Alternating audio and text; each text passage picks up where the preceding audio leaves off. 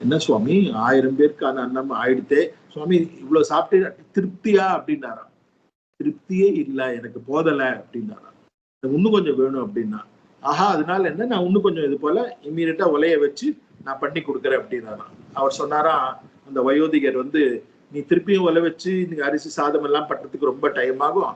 அதனால இம்மீடியட்டா பண்ற மாதிரி, உடனே போடுற மாதிரி என்ன இருக்கோ நீ அது போல ஒரு அப்பம் மாத்திரம் பண்ணி கொடு எனக்கு. டக்குன்னு ஒரு அப்பம் பண்ணி கொடு, சீக்கிரம் பண்ணிடலாம் அப்படின்னு. உடனே ராஜா உள்ள போய் டக்குன்னு ஒரு அப்பம் பண்ணலாம் அப்படின்னு சொல்லிட்டு அவன் என்ன பண்ணானா, ஒரு அப்பம்லாம் பண்ணி ஒரு குடத்துல வந்து அப்பத்தை எடுத்துட்டு வந்து கொடுத்தாளாம். அப்பத்தை எடுத்துட்டு வந்து அவர்கிட்ட அப்படி காமிச்சாளாம். அவர் உடனே நம்ம, நான் என்ன சொல்றது, நம்ம சின்ன வயசுல சாக்லேட் எல்லாம் கொடுத்தாக்க அப்படி கொடுத்தாக்க நம்ம உடனே ஒண்ணு எடுத்துப்போம் இல்லையா, அது போல அவர் எடுத்துப்பார் அப்படின்னு. அவர் உடனே என்ன பண்ணாரா, அவர் நேரம் அந்த குடத்தையே வாங்கிட்டாராம். குடத்தையே வாங்கிட்டு அந்த குடம் அப்பத்தையும் ஃபுல்லா முழுங்கிட்டாராம். முழுங்கிட்டு இன்னொரு குடம் அப்பம் வேணும்னாரா. ராஜாக்கு ஒண்ணுமே புரியல.